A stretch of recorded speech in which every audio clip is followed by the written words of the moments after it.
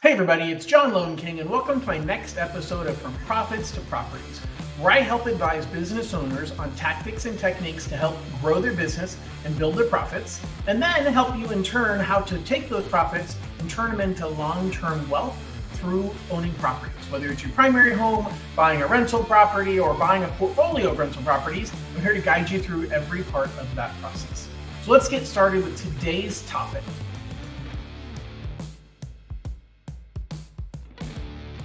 We're going to talk about recovery rate. I'm actually going to talk about recovery rate in both topics. The first topic about businesses and running a business and what does your recovery rate mean to you and how it affects you in your business. I'm also going to talk about it in the second segment, where we're going to talk about recovery rate when it comes to investing in properties, and specifically recovering your fees, recovering your upfront investment. Should you buy down interest rates? We're going to talk about a lot of things related to recovery rate today. So let's dive right in.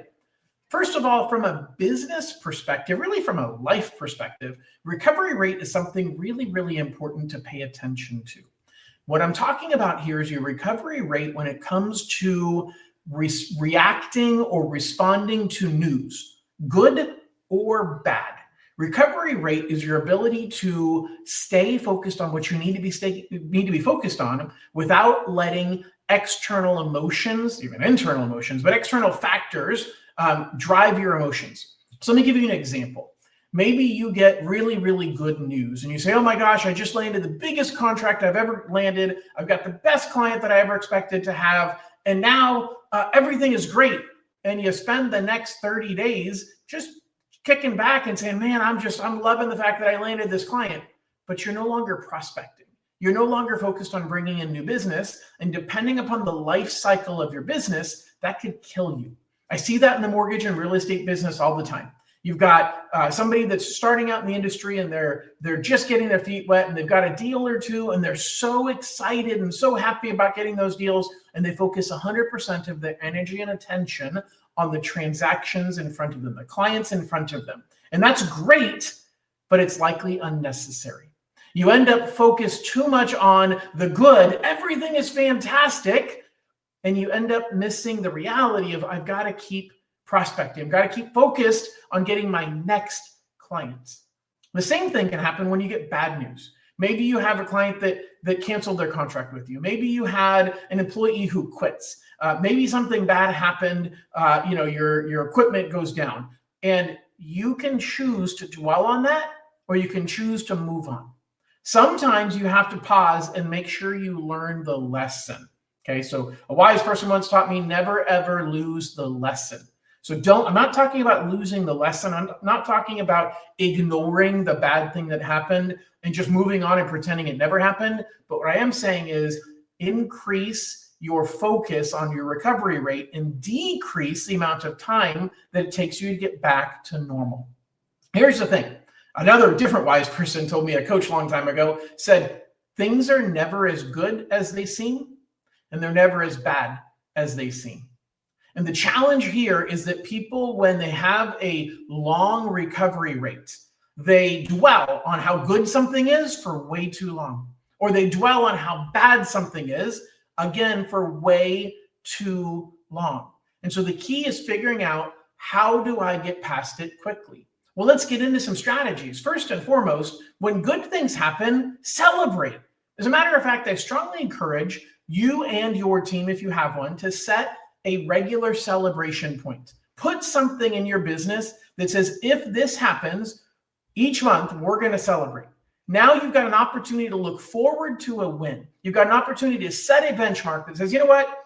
If we exceed our same store sales from last year by at least 20%, then we're going to celebrate this month or this quarter. And so you have a very, very clear goal. You have a very, very clear defined benchmark that says we're going to strive to hit this. And when we do, we are going to celebrate. But a celebration is something that happens and then it ends. You don't spend the celebration of a 5-day wedding celebration. I guess in some cultures that's the case, but for most people it's like, hey, a wedding is a couple hours of an event. The marriage is what lasts for a long time, hopefully. But the fact is, celebrate and then move on. Start moving back into what are the things that I did in business to get me here, and which of those things do I need to repeat tomorrow? Don't let yourself get complacent. Don't let yourself dwell on the win, because otherwise you don't keep doing the things to continue winning. And that's the key in business, is stacking your wins. Take a win, figure out how did I do that? What did I do to get there? And stack another one on top of it. Continue to stack your wins, building a better business over time by focusing on your celebration points, celebrating, getting the team together, recognizing the performers, rewarding everybody for the hard work, and then get back to work and continue to do it again. So from the positive side, that's what I want you to focus on. Now, unfortunately, a lot of things that we run into when we need to focus on recovery rate is on the negative side. It's on bad news happening. It could be personal stuff that's happening. It could be something major like a divorce or a death of a loved one. It could be something minor like, you bumped your car into the pole outside the office and you got a fender bender and it's going to cost you a couple $1,000s to fix it. Now, for some people, that's pretty major. But the truth is, that's not a divorce. That's not a death. That's just a thing. Okay. But either way, it's about how quickly do you recover. It's about you spilled coffee on your shirt as you were driving into a very, very important meeting. And now you let it ruin, not only does it ruin that meeting, it ruins your entire day. It ruins your entire week, because that meeting meant the opportunity of a lifetime for you.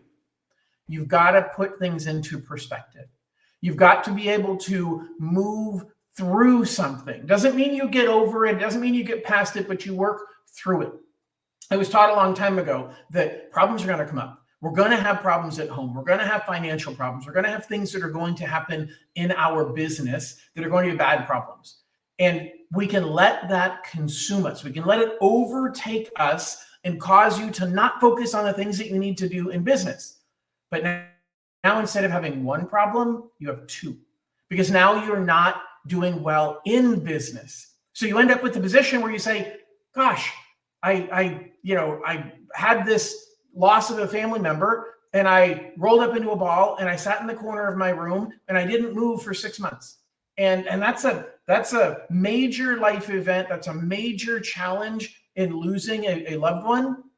But if you roll up into a ball and you don't do anything for 6 months, you've lost the living. You've lost yourself. You've lost your opportunities that you had during those 6 months to experience life and to grow your business and to continue to produce the income that you need to take care of the people who are still here. And so you can choose to have one problem of the thing that bad that happened to you. You can have two problems, which is the thing bad that happened to you and all the bad things that are to come because you dwelled on that for too long. So focus on decreasing your recovery rate. I don't care if it's good news or if it's bad. A long recovery rate is bad. A great business is a boring business. You do the same thing over and over again as long as it's something that works. Find a consistent process and continue doing it over and over again. That's the focus of a great business. And you want to be able to get back to that routine, get back to that normalcy after you've gotten really, really good news or really, really bad news. All right, thanks for listening to the first half. Stay tuned. After a brief commercial, we're going to come back with the second half, which we're going to talk about recovery rate related to property ownership. You're going to love it. Stay tuned. Hey there, self-employed listeners. Are you sick of tax returns blocking your mortgage? My AltDoc loan lets you qualify with just using your bank statements, 1099s, or your assets in the bank that I get to count as income. No high profit tax returns needed, no big tax bill payable to the IRS. So if you want to qualify for mortgage and keep your taxes low, give me a call. Reach out to me at 85 Loan King or go to 85loanking.com/AltDoc. Hey everybody, welcome back. So let's go ahead and get started with the second half, talking about property ownership. Now, recovery rate in this case is talking about your investment. How quickly are you going to recover your investment? And there's a few different investments you need to be thinking of. The first one I get a lot is the thought of, or the question of, John, should I buy down my interest rate? And buying down an interest rate very much is a question of recovery rate, because an interest rate buy down is really prepaying some interest. You pay a fee up front to get a lower interest rate over the life of the loan. The bank doesn't care because there's a mathematical equation behind the scenes that say, hey, The average person keeps their mortgage for a certain amount of time, and so there's a break-even point that has to do with a lot of complex market issues with bonds and coupons and all that fun stuff. But the fact is, there is simply a mathematical calculation the day you're looking at locking your rate, because this math changes daily. But it has to do with how much money am I spending out of pocket versus how much money am I going to save in my monthly payments. Now, this is overly simplified because on top of that, you have the time value of money. Because let me explain to this. You have an option to say, okay, I'm going to spend $1,000 to buy down my interest rate, and that's going to save me $100 a month. In that example, your recovery is 10 months. It only takes you 10 months to make back your money. Therefore, it's a good idea. Now, if I said it was going to be $10 a month that it saves you, that for $1,000 that you spent, then it's going to take 100 months to recover your money. Now, over 100 months, so we're talking about 8 years, you would say, well, John, this is a 30-year mortgage. I'm going to keep it for 30 years. So of course that's worth it. I highly doubt you're going to have this mortgage in 8 years. The average person sells or refinances their home in 4 to 5 years. Now that time has extended because people got interest rates in the 2s back in 2020 and 2021, and they're not refinancing. Here we are 5 years later, and a lot of them have not refinanced, and they won't. But if that's not your case, if you're taking out a loan now, I'm recording this in May of 2025, if you're taking out a loan right now, then you're looking at interest rates that aren't at all-time lows, which means you're actually likely to refinance even sooner. So if you think about the cycle of interest rates going up and going down, the time for a long-term buy down is when rates are at all-time lows, because there's almost no chance they're ever going to get back there again. And so you want to lock in those savings and hedge it to save even more, because you're likely to keep that loan for a long period of time. But people think the wrong way. People think, I want to buy down the interest rate when rates are really high so I can get a better rate. But that's kind of like the concept of buy low and sell high, but people end up selling low and buying high because the stock market drops and they're like, oh my gosh, owning stock's a bad idea, I'm going to sell. And then the stock market goes up and they're like, oh my gosh, it's a good idea to own stock, I'm going to buy. You end up making decisions emotionally instead of logically. And we do the same with buy downs because we want to buy down our interest rate when rates are high because we want a lower number. But the truth is that's the worst time to buy down your interest rate because you're least likely to keep it for a long enough period of time to recover your cost. On top of that, you have to think about the opportunity cost of what you could have done with that $1,000. Because you put that $1,000 in the stock market or in a CD, it could have grown between 5 and 10% during those 8 years. So that $1,000 wasn't just money that was put towards paying down your mortgage interest rate, but it's money that has an opportunity to have done something else for you. And that's a very, very important thing when you think about money is the opportunity cost. What could this money have done for me if I didn't use it for what I'm using it for now? And understanding that concept and applying it to the financial decisions you make in life is critical. So the first use of recovery rate is, should I buy down my interest rate? The simple thing to think about is how quickly will I recover the money? And am I likely, meaning how quickly in monthly payment savings, will I recover what I spent up front? But more importantly, how likely am I to still have this mortgage by that time? And don't just say, well, yeah, I'll recover it in 3 years and I'll probably keep the house for 3 years. Then guess what? That's a break even. You didn't actually save any money. You broke even. And so you tied up your money in a rate buy down, even though you didn't actually get any benefit from it. And that money could have been used for something else. So you're tying up money just to break even.